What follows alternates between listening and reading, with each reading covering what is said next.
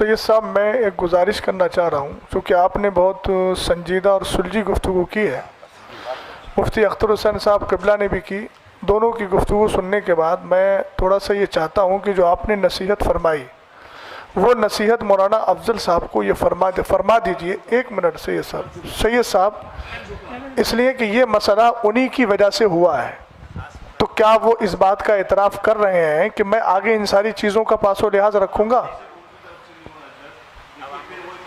जाएगी, सिर्फ अकेले अफजल से नहीं हुआ है। सही साहब, इब्तिदा तो उधर से हुई है। होते हैं अंदर। मैं समझ रहा हूँ। मुझे पहले तहकीक करने दीजिए, उसकी लिल्लाह में तहकीक करने दीजिए, मैं तहकीक कर लूँ, उसके बाद मामले का हल कर दूँगा। जहाँ तक सही साहब मसला इसका है, खवास का मसला, देखिए अक़ीदा अहले सुन्नत है, अवाम खवास सबको उस पर उस नज़रिए के साथ रहना ज़रूरी है। खवास में बहस होती है वो एक अलग चीज़ है, लेकिन नज़रिया तो अवाम भी वही रखेगी, खवास भी वही रखेंगे। ये मामले आज से कुछ साल पहले बिल्कुल नहीं उठते थे, इसलिए मैंने अर्ज किया ये वाली बात और ये जी सैयद साहब, वो कहते हैं ना, कुछ ना होता तो कुछ नहीं होता, था गिरेवा तो चाक चाक हुआ। तो 2 साल पहले ये मसले नहीं उठते थे, कहीं ना कहीं कुछ ऐसे अफराद पैदा हुए जिन्होंने अहले सुन्नत वल जमात के मौक़िफ़ के ख़िलाफ़ तहरीरें या तकरीरें की, उसकी वजह से हिंदुस्तान का ये माहौल पैदा हुआ। हमें भी इस चीज़ का अफसोस है, हमारे सामने भी हिंदुस्तान के हालात हैं, और तबी तौर पे अगर पूछा जाए तो हम लोग इन सारी चीज़ों की तरफ आना नहीं चाह रहे थे, क्योंकि इस वक्त आप देख रहे हैं हिंदुस्तान में क्या चल रहा है, कौन किस तकलीफ़ में है। तो हम वही अर्ज़ कर रहे हैं कि आप इस्लाह के तौर पर जब तशरीफ़ लाए हैं तो आप एक बार मौलाना अफजल को ये भी समझा दीजिए। हम अपने लोगों को भी समझा रहे हैं। मुफ्ती साहब ने कहा कि मैं कह रहा हूँ कि आप इंतशार ना करें, तो आप ये भी थोड़ा समझा दीजिए कि मौलाना अफजल की वजह से ये सारे मसाइल इस माना हुए। सैयद साहब, मैं अर्ज़ आप लोग बैठे, सब लोग तशरीफ लाए, मेरे साथ बैठे मेरे साथ, और मैं सब लोगों को समझाऊंगा। नहीं, वो देखिए, ये सारी बातें इनकी तकरीर से पैदा हुई थी, इन्होंने बोला था तकरीर में, उसके बाद ये सारे नताइज पैदा हुए। ये हजरात यहाँ मौजूद हैं, ये हजरात जान रहे हैं कि इन्होंने अपनी गुफ्तगू में ये मौक़िफ़ पेश किया सैयद साहब क़िबला, उसके बाद ये सारे हालात बने हैं।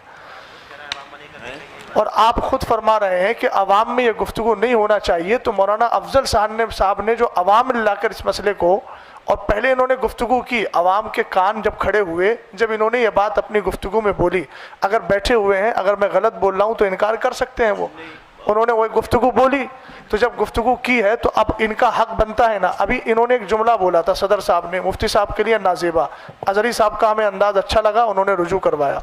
ये मसला तो इंतशार का बाइस बना ना सैयद साहब। तो अब क्या ये मौलाना अफजल साहब इस बात को नहीं कह सकते हैं कि मेरी वजह से सब कुछ हुआ है, ये मैंने गुफ्तगू की है, इब्तिदा तो इन्हीं से हुई थी। हम दूसरों को भी कह रहे हैं कि तुम्हें ये सारे मसाइल में नहीं पढ़ना चाहिए था, संजीदगी से बैठ के यहाँ की यहीं के उलमा हल कर लेते। लेकिन ये तो मानना पड़ेगा कि मौलाना अफजल साहब की वजह से, उनकी गुफ्तगू की वजह से ये सारे नताइज आए, और जब ये नताइज पैदा हुए तो सामने कायल बैठे हुए हैं। सैयद साहब, मैं ये चाहूँगा कि आपकी ये ऑन रिकॉर्ड भी हो जाएगा, और ये आपकी तरफ से कुशादा कल्बी भी होगी, और एक चीज़ ये भी होगी कि आप वाक़ईतन इस्लाह के लिए आए हैं, हम आपकी नीयत पे शक नहीं कर रहे हैं। आप उनको समझा देंगे तो फिर ये बात दूर तक पहुँचेगी, और सैयद साहब ने उनकी इस्लाह की और उनको बताया कि इस तरह की गुफ्तगू बाद में मत करना, इस तरह मसला हल हो जाएगा। इतना ही कहते हैं कि ये बात मैं अवाम में दोबारा नहीं करूँगा। जी हजरत, आपने जो है कहा, काफ़ी अच्छी बात कही। जहाँ तक समझाने वाली बात है, तो मैं हजरत से गुजारिश करूँगा कि दोनों इमामों की वजह से जो भी बातें हुई हैं, तो दोनों इमामों को मुखातब करके, या अगर ज़रूरी समझे तो सामने दोनों को बिठा लिया जाए एक एक कुर्सी पे, दोनों को नसीहत आप फरमा दें कि इस तरह से आइंदा झगड़े फसाद वाली बातें नहीं होनी चाहिए।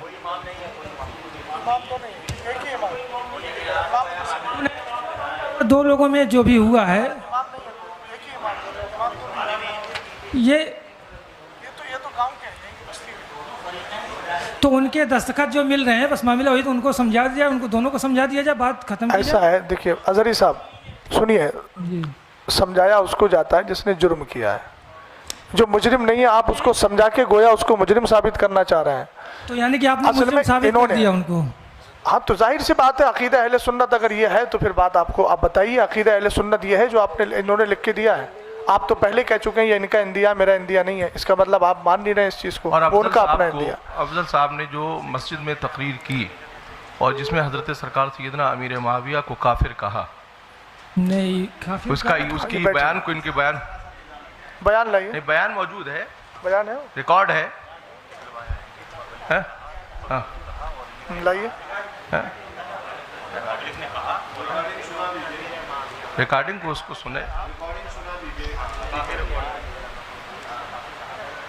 कहीं ना कहीं से बेइतदाली आ रही है जिसकी वजह से आपस में इंतशार पैदा हो रहा है। रिकॉर्डिंग सुना दीजिए। ये बेइतदाली कहाँ ले जाएगी?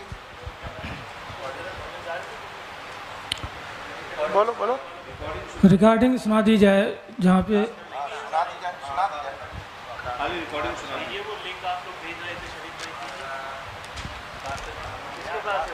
रिकॉर्डिंग सुना दी जाए और इससे रिकॉर्डिंग सुना दी जाए। हजरत साहब यहाँ उसे यहाँ कराया यहाँ जाएगा। दो मसले हैं।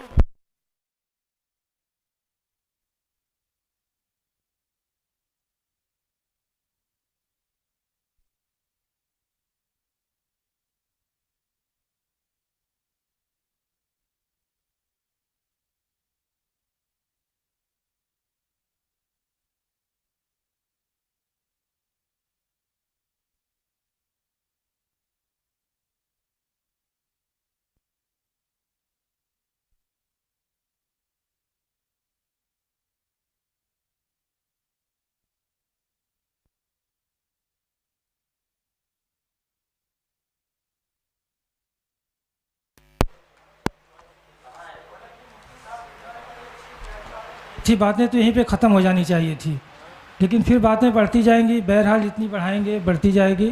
सैयद साहब किबला से मैं गुजारिश करूंगा, वो साबित नहीं हो पा रहा है, साबित होगा तो हम जो है यहीं पे रुजू करवाएंगे उनसे। नहीं साबित हो रहा है, जितना बड़ा इल्ज़ाम आपने जो उन पर नाफिज आयद किया है, आपको रुजू करना चाहिए सबके सामने। सैयद साहब किबला ने, सरपरस्त साहब ने।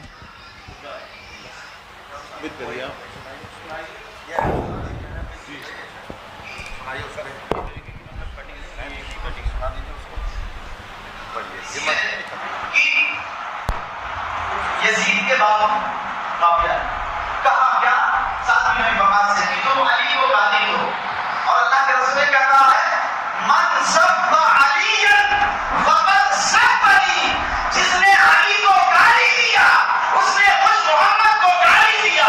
और मोहम्मद को गाली देने वाला क्या हो सकता है?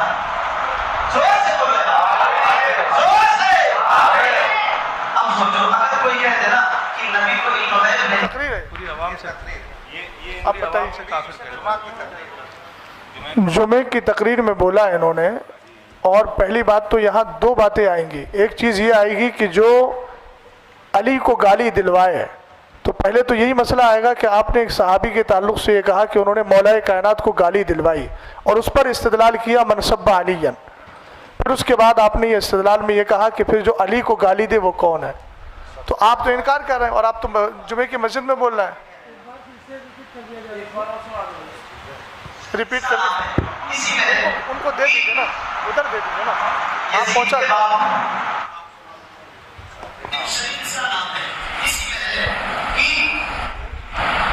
यजीद के बाद काफिया कहा क्या साथी में बकात से कि तुम अली को गाली दो, और अल्लाह के रसूल ने कहा है मन सब्ब अलीयन फक़द सब्बनी, जिसने अली को गाली दिया उसने मुझ मोहम्मद को गाली दिया। और मोहम्मद को गाली देने वाला क्या हो सकता है? जोर से बोले, जोर से। हो गया ना, हो गया ना, हो गया ना। अब सिर्फ इनका मसला नहीं आएगा, जितनी आवाम से काफिर कहलवाया उनसे भी रुजू करवाना पड़ेगा, वरना वो फिर उस हाल में जाएंगे। इतना माइक पर सुन लिया गया है, सामने सही कहा, खुद भी कह रहे हैं, कहलवा रहे हैं, आवाम से कहलवा रहे हैं। अब रुजू का मसला उनके लिए भी आएगा, उनके निकाह जाएंगे सब। अब आवाम भी तौबा करे। अब तो बड़ा मसला आएगा, निकाह का मसला भी आएगा, जिनसे करवाया है काफिर उनसे भी निकाह का मसला आएगा।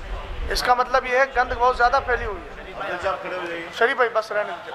अच्छा खामोश हो जाइए, खड़े हो जाइए, कलमा पढ़िए, रुजू करिए, तौबा करिए, आपको पहले दे दीजिए माइक। हजरत एक मिनट रुक जाइए, माइक हजरत शरीफ हजरत रुक जाइए, मैं पहले माइक मुझे एक बात अर्ज करने दीजिए। जी माइक जी बोलिए। आलिया कादिया बरकादिया के एलामिया के मुताबिक आपको अच्छे से मालूम है कि अमीर मुआविया इब्न अबी सुफियान के बारे में हमारे बुज़ुर्गों का मौक़िफ़ क्या है।